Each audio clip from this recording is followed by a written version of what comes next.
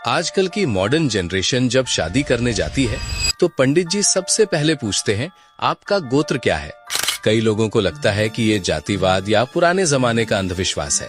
कहा जाता है कि एक ही गोत्र यानी सगोत्रा में लड़के और लड़की की शादी नहीं हो सकती, उन्हें भाई बहन माना जाता है। लेकिन क्या इसके पीछे कोई विज्ञान है? आइए मॉडर्न जेनेटिक्स को समझते हैं। इंसानी शरीर में 46 क्रोमोसोम्स होते हैं, 23 पिता से और 23 माता से। इनमें से 23वां जोड़ा सेक्स क्रोमोसोम होता है। महिलाओं में ये XX होता है और पुरुषों में XY। अब ध्यान से सुनिए, जब एक पिता अपने बेटे को जन्म देता है तो वो अपना Y क्रोमोसोम देता है। ये Y क्रोमोसोम कभी नहीं बदलता। ये हजारों सालों तक पीढ़ी दर पीढ़ी पिता से बेटे में बिल्कुल अनचेंज्ड, बिना बदले ट्रांसफर होता रहता है। यहीं पर भारतीय ऋषियों का सुपर साइंस सामने आता है। गोत्र और कुछ नहीं बल्कि इसी Y क्रोमोसोम को ट्रैक करने का हजारों साल पुराना सिस्टम है।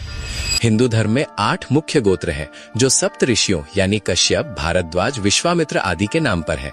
अगर आपका गोत्र भारद्वाज है तो इसका मतलब है कि आपके अंदर जो Y क्रोमोसोम है वो सीधा हजारों साल पहले के ऋषि भारद्वाज के DNA से आया है। आप सचमुच उनके वंशज हैं।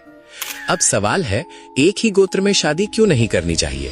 विज्ञान कहता है कि अगर एक ही जीन पूल यानी एक ही परिवार के DNA में बार बार शादी की जाए तो शरीर के अंदर छिपी हुई जानलेवा जेनेटिक बीमारियां यानी जेनेटिक रिसेसिव डिजीजेस एक्टिव हो जाती हैं।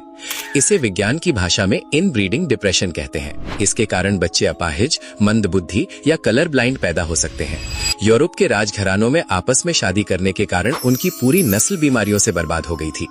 लेकिन भारतीय ऋषियों को ये बात बिना किसी माइक्रोस्कोप या जेनेटिक लैब के पता थी। बीमारियों से बचने और एक हेल्दी DNA बनाने के लिए उन्होंने नियम बनाया सगोत्र विवाह निषेध यानी no marriage in the same gotra. उन्होंने कहा कि 3 गोत्र छोड़कर शादी करो ताकि DNA में नयापन यानी डाइवर्सिटी आए और आने वाली पीढ़ी जेनेटिक रूप से मजबूत और बुद्धिमान पैदा हो।